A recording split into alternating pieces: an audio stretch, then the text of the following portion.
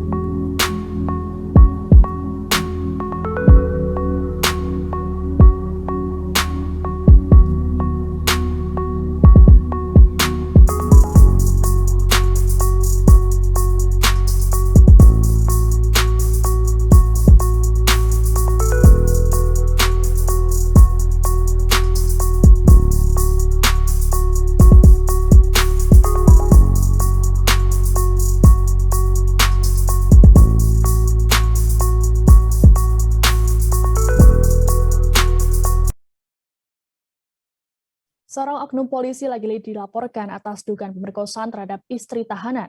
Kali ini terjadi di Kabupaten Ogan Ilir, Sumatera Selatan.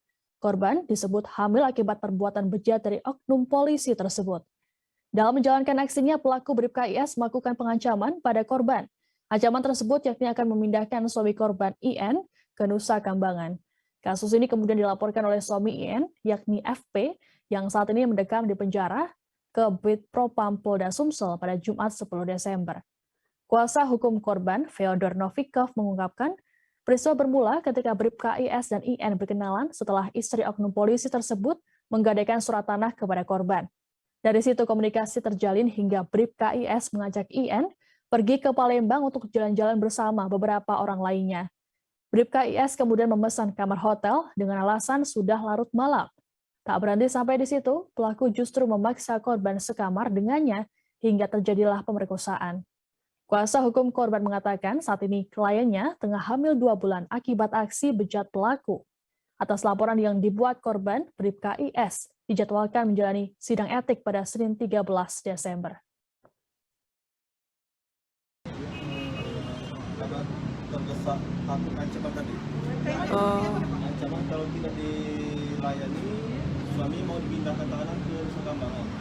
Jadi ada ancaman, ancaman kalau tidak melayani ya. Melayani kuat dari istri klien. Sejak kejadian itu si istri sudah memblok semua itu tidak mau berkumpul lagi. Dari hasil hubungan gelap itu sendiri mungkin ada sudah posisi anak ada calon anak atau bagaimana? Kalau dari istri klien kita itu mengakunya sudah Pelan. sering isi kejadian itu. Udah berapa bulan? Awalnya sudah 2 minggu dari situ sudah positif, sudah dicek ke dokter. Dari yang pembuatan lapor ini, Iya. polisi ini hamil. Iya. Jadi sekarang berapa bulan? Artinya sudah 1 bulan ini 2 bulan ya? 2 bulan. Berarti hubungan itu sendiri sudah terjadi berulang kali ya kayak? Kalau pengakuannya 1 kali, kita belum tahu kan. Jajan Sekali itu sejak bulan lalu.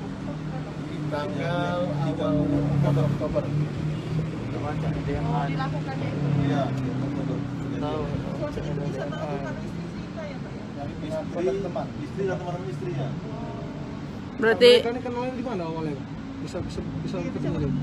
Kenalnya ya dari si istri terlapor menggadaikan surat tanah ke korban. Istri korban. Istri terlapor menggantikan surat tanah ke Istri korban. istri klien. Dari sana kenal. Korban. oh dari situlah kenalnya kayak.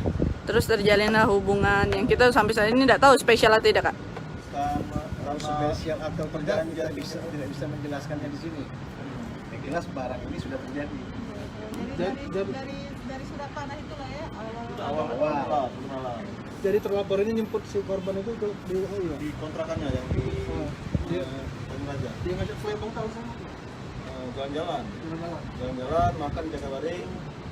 Setelah makan itu alasannya udah pulang kemalaman, lebih baik kita ngambil kamar di hotel. Berdua posisinya, hanya berdua. Jatuhnya orang 5. Tapi dia sekamar semua. Bukan 2 kamar. Satu kamar. kalau yang korban sendiri sudah berapa lama jalani hukuman maksudnya? Klien kita Orang kita sudah berapa lama? belum tahu kalau Klien kita punya anak belum dari yang suami sahnya? belum lah. Belum. Oke. Ini baru dari yang ini ya. Iya. Nama lengkap kita kak, izin kak. Oke kakak.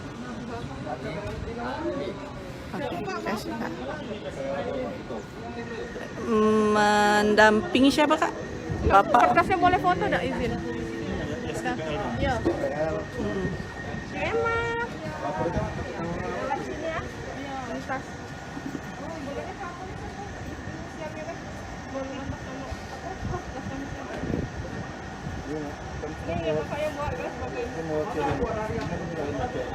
Ada klien Pak. Nah, iya. Itu klien kita. Sosial. Nasib tragis dialami oleh seorang ibu muda di Rokan Hulu, Riau.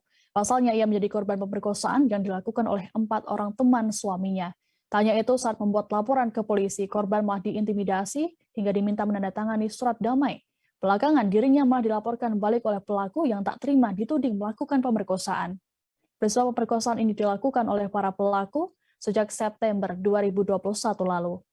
Korban mengaku setiap pelaku beraksi pasti selalu memberikan ancaman, yakni menodongkan dengan pisau dan senjata api. Kondisi ini yang membuat korban ZU tak berani melaporkannya ke suami, terlebih kepolisian. Pelaku AR sempat ketahuan oleh suami korban, yakni S, dan mengenali wajah pelaku pada saat kabur. Suami korban kemudian melaporkan kasus ini ke Polsek Tambusai Utara. Dalam penyelidikan kepolisian, satu orang pelaku sudah berhasil ditangkap, yakni DK berusia 33 tahun. Kapolres Rohul AKBP Eko Wimpianto Harjito mengatakan, untuk 3 orang pelaku masih dalam penyelidikan. Namun korban ZU dilaporkan balik oleh 2 orang terduga pelaku atas dugaan pencemaran nama baik. Mereka tidak terima dituduh memperkosa korban. Menanggapi korban dilaporkan balik, kuasa hukum korban yakni Andri Hasibuan mengaku akan menghadapinya. Menurutnya, korban dilaporkan balik adalah hak dari terduga pelaku. Sementara itu, terkait oknum polisi yang memarahi korban saat membuat laporan, sudah diperiksa Bitpropam Polda Riau. Keduanya adalah Bribka JL dan Bribda RS. Terkini, Polda Riau memutasi 2 oknum polisi yang diduga memarahi ibu muda tersebut. 2 Oktober 2021, di mana pada saat pelaporan korban ke Polsek Tambusai Utara didampingi oleh Bapak Kadus dan Bapak RT di dekat rumah korban setempat, di mana pada saat pelaporan itu adalah dilaporkan adanya peristiwa pemerkosaan terhadap korban sebanyak 6 kali oleh 1 orang pelaku. Berawal dari laporan tersebut, maka penyidik dari Polsek sudah melaksanakan penanganan perkara tersebut dengan melakukan mengumpulkan alat bukti sebagai pendukung. Di mana alat bukti tersebut antara adalah mengumpulkan keterangan saksi, mengumpulkan barang bukti, sehingga berkas-berkas tersebut sudah kita limpahkan ke kejaksaan. Pada saat proses pelimpahan kepada kejaksaan, tentu kita sudah melakukan penangkapan terhadap 1 orang pelaku yang dilaporkan oleh korban sesuai dengan laporan polisinya. Nah, dari sini petunjuk dari jaksa karena kurang lengkapnya proses penyidikan sehingga perlu dilakukan penambahan pemeriksaan terhadap beberapa orang yang perlu kita lakukan pemeriksaan tambahan. Kita ke sorotan lainnya, Tribuners. 2 anggota Satuan Intelijen Polres Palu, Sulawesi Tengah ditetapkan sebagai tersangka. Hal ini merupakan imbas dari kasus salah tangkap terhadap pelajar SMA.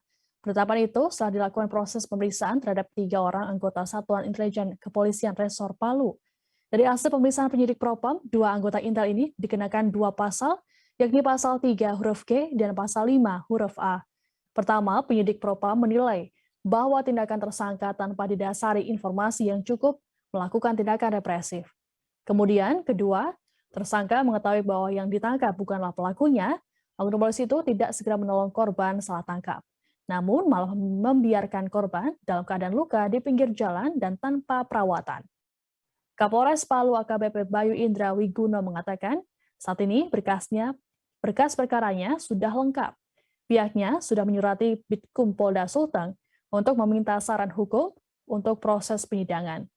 Dalam kesempatan tersebut, Bayu juga menyampaikan permohonan maaf pada keluarga korban. Sebelumnya, peristiwa ini sempat rekam dalam video amatir warga dan viral di media sosial. Seorang pelajar SMA di Palu berinisial AR menjadi korban salah tangkap saat membantu mengejar pelaku penjamretan pada 28 November lalu. Dalam video yang beredar, tampak AR menangis ketika dianiaya pria berjaket biru yang belakangan dikonfirmasi merupakan oknum Intel Polres Palu. Seusai kejadian dan diketahui bahwa AR bukan pelakunya, sejumlah oknum polisi itu malah meninggalkannya begitu saja di pinggir jalan.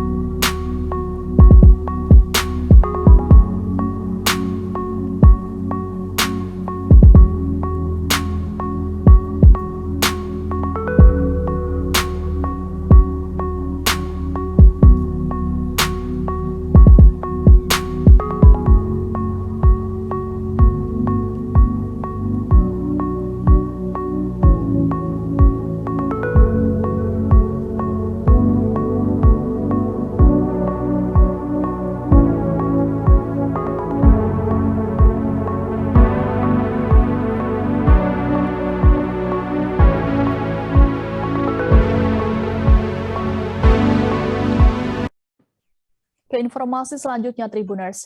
Majelis Hakim memvonis selebgram Rachel V-nya dengan hukuman 4 bulan penjara dengan 8 bulan masa percobaan.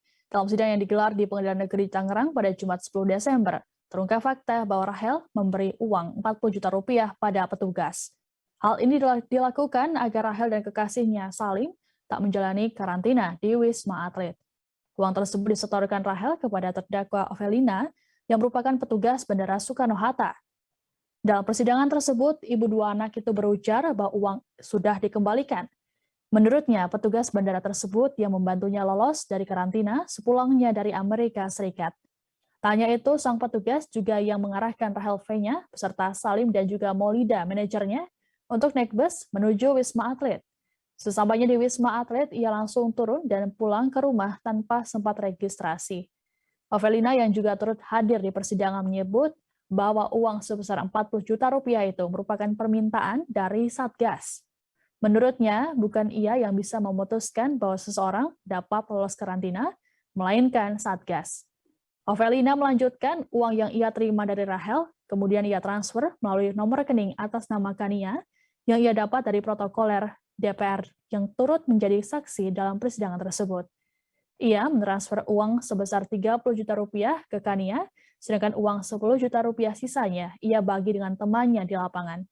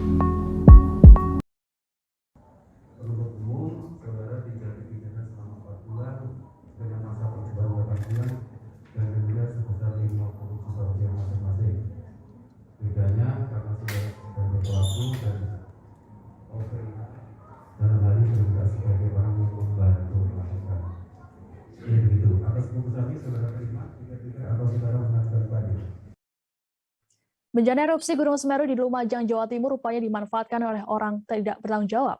Seorang pria kepergok melakukan pencurian di sebuah warung makan milik korban erupsi. Warga yang kesal kemudian ramai-ramai menghajar pria tersebut. Aksi penangkapan itu terjadi di Desa Jarit, Candipuro, Lumajang, Jawa Timur pada Jumat 10 Desember sore.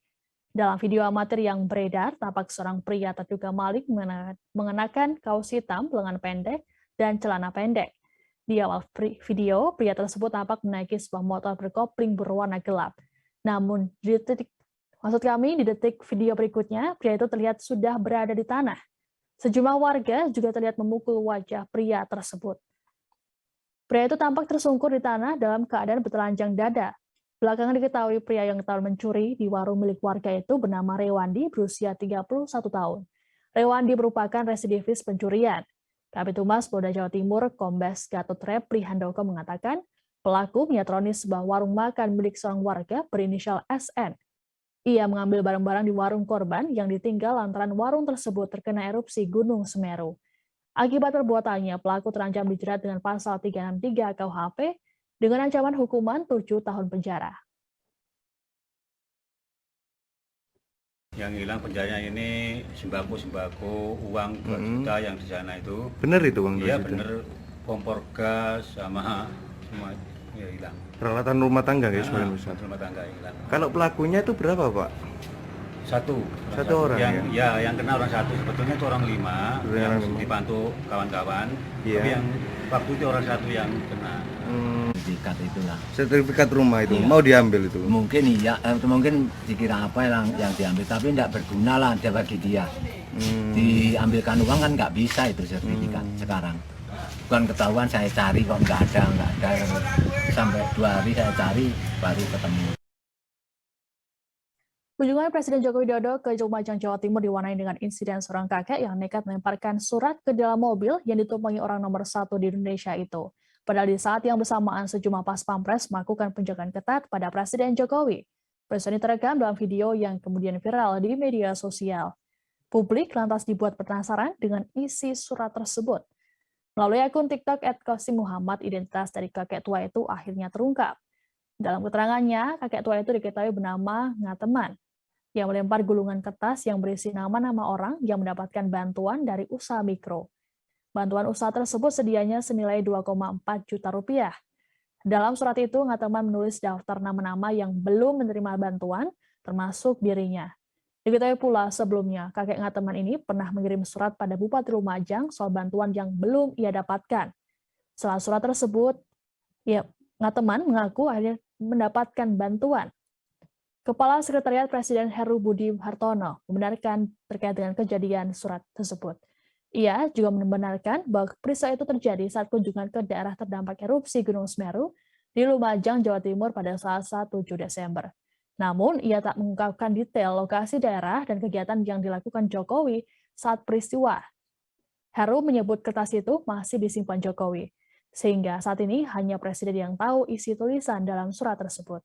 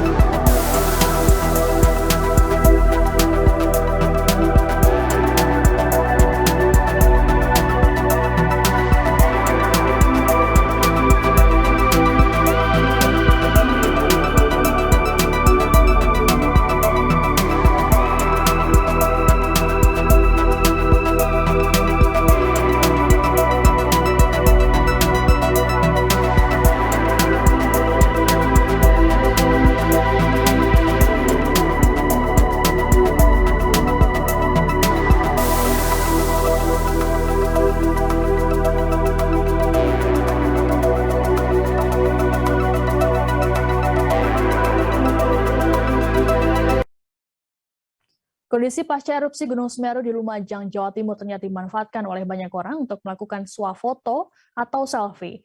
Hal ini diketahui dari rekaman video yang viral di media sosial. Beberapa orang yang tidak berkepentingan tampak menyempatkan diri hanya untuk mengambil gambar. Kondisi ini dinilai tidak memiliki empati kepada warga yang menjadi korban terdampak erupsi. Peristiwa tersebut salah satunya terjadi di Dusun Sumbersari, Supiturang, Kecamatan Pronojiwo, yang menjadi titik utama turunnya guguran awan panas Gunung Semeru. Sebelumnya, Bupati Lumajang Thoriq Haq juga sempat meluapkan emosinya ketika melihat keadaan ini. Warga yang datang juga kebanyakan para donatur yang menyumbangkan bantuan.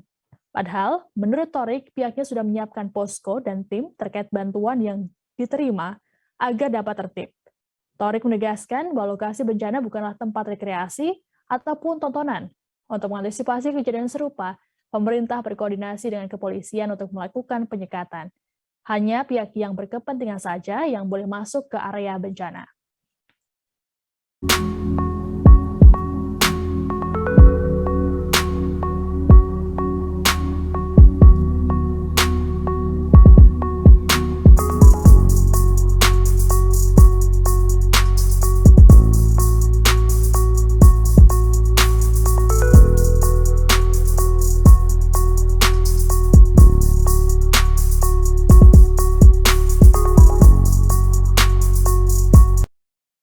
Salah sempat viral beberapa waktu lalu karena dituding mematok harga mahal hingga berimbas sepi pengunjung. Warung tengkleng Bu Harsi di Sukoharjo, Jawa Tengah kini dibenahi.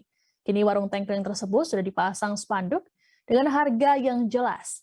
Tidak seperti sebelumnya, kini pembeli tinggal memilih menu sesuai dengan porsi dan harga yang mereka inginkan. Pembenahan warung milik Bu Harsi ini dibantu oleh Polsek Grogol dan Paguyuban PKL Setia Kawan Solo Baru. Tak hanya spanduk baru, Bu Harsi juga mendapat bantuan lain seperti celemek hingga sarung tangan plastik untuk menjaga kebersihan warung makannya. Bu Harsi pun kini berharap agar warungnya kembali ramai oleh pembeli. Seperti diketahui sebelumnya, warung tengkleng Bu Harsi mendadak viral saat potongan review di Google terkait tempat kuliner beredar di Instagram dan menyebut harga tengklengnya mahal. Dalam banner yang terpasang tertulis bahwa tengkleng porsi kecil dihargai Rp15.000 dan porsi besar dihargai Rp30.000. Namun dari sejumlah keterangan pembeli, mereka ada yang dipatok harga hingga Rp150.000. Selesai viral, warung makannya pun menjadi sepi pembeli. Bahkan Bu Harsi terpaksa mengurangi tengklengnya menjadi 2 kg tiap harinya lantaran khawatir tidak habis terjual. Menurutnya, porsi yang dihargai Rp150.000 apabila pembeli meminta isian komplit. Ia menambahkan bahwa dirinya tidak bisa membaca dan menulis sehingga tak dapat membuat daftar menu.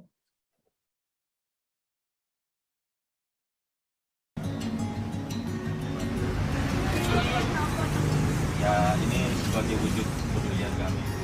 Kemarin kan viral di media kan di medsos kan, takutnya nanti pengaruh sama dagangannya ibu jadi nggak laris, jadi kita datang di sini mau klarifikasi bahwa semuanya ada daftar menunya, jadi warga masyarakat yang mau datang belanja silakan tanya dulu harganya.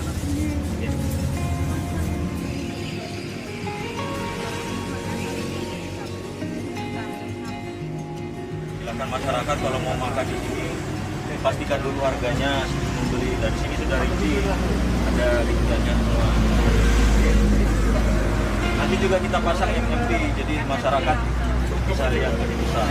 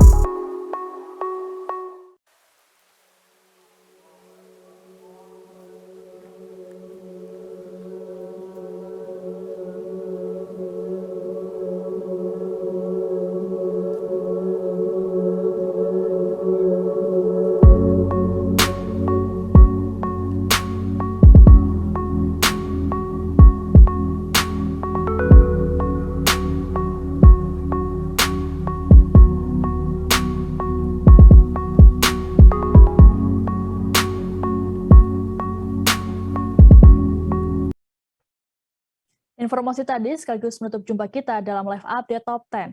Jangan lupa untuk terus perbarui informasi Anda di kanal YouTube Tribun News. Saya Siska Mawski pamit undur diri. Terima kasih dan sampai jumpa. Jangan lupa like, subscribe, dan share ya.